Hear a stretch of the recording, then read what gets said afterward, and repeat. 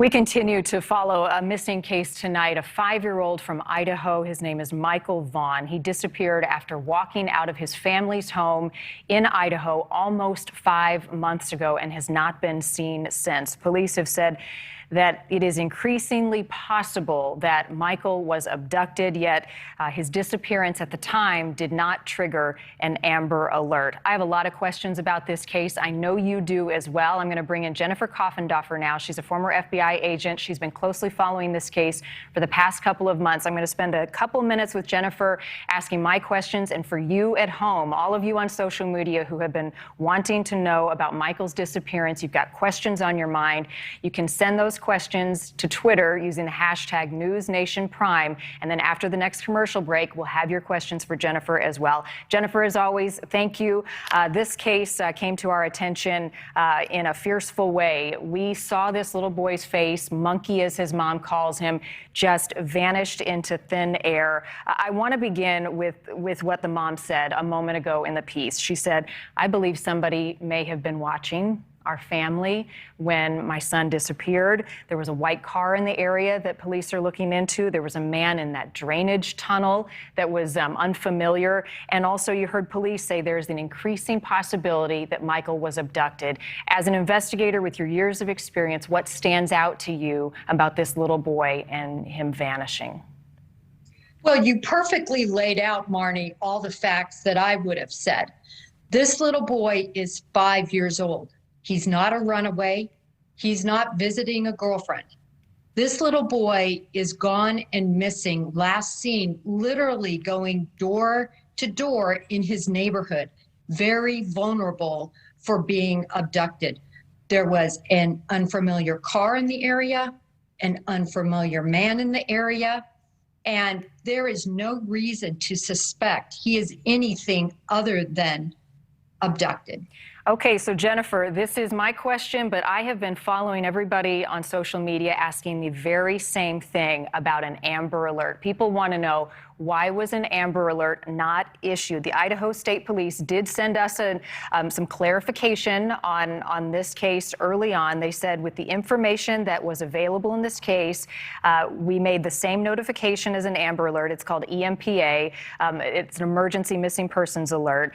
But they said the state of Idaho follows national best and proven practices on endangered missing persons alert. So help us understand the decision by Idaho State Police or police in any matter when a child goes missing. Well, essentially, the Amber Alert being the gold standard for being able to find missing and abducted and endangered children is kept very close to the vest in terms of being able to issue one. They are used very sparingly. About 7 out of 10 cases in terms of those that have been issued an alert are actually recovered, and 17% of the 7 out of 10 are actually directly attributable to that alert.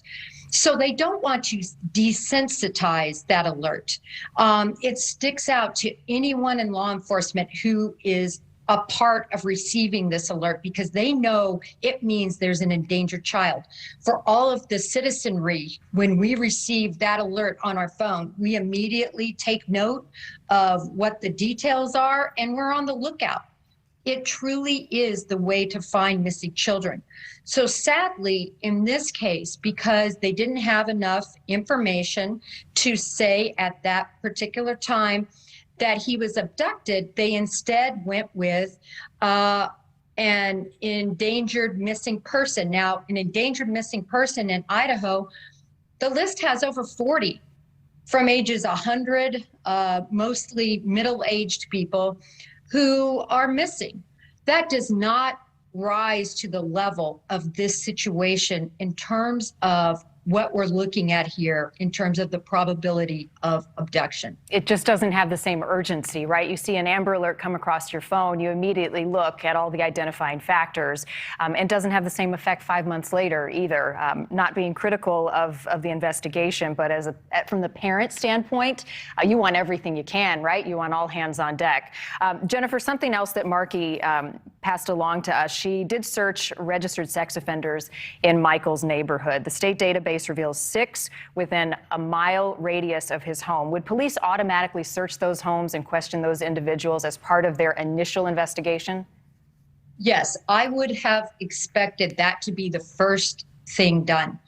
There was one just doors down from him, really, blocks away. So that should have been immediately looked into. And I would suspect it has been looked into if it was done properly, which I have no reason to think that the Fruitland Police Department did not do a proper investigation. And they still say this case is a priority. The search continues for Michael. Jennifer, stick around. We've got questions from our viewers coming up about this case and Michael's disappearance. And if you'd like to submit a question now, you can do so. Tweet us by using the hashtag NewsNationPrime. We continue to follow the disappearance of 5-year-old Michael Vaughn in Fruitland, Idaho. Next here on News Nation Prime. It has been almost 5 months since a 5-year-old boy from Idaho, Michael Vaughn, disappeared from his family's home, walked out the front door, walked down the street. He has not been seen since. His mom and family are desperate for answers tonight, and we need the public's help as well. Jennifer Koffendorfer joining us once again with some of your questions tonight on this little boy's disappearance and the search for him now in Idaho and elsewhere.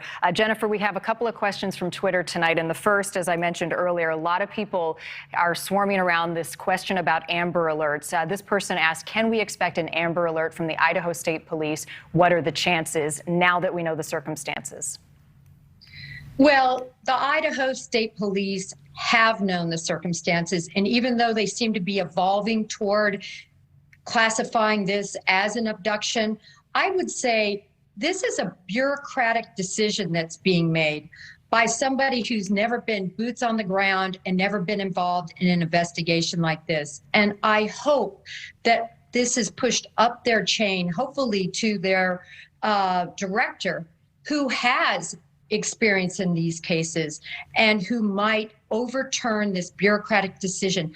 There is absolutely no downside. There is nothing that will be desensitized.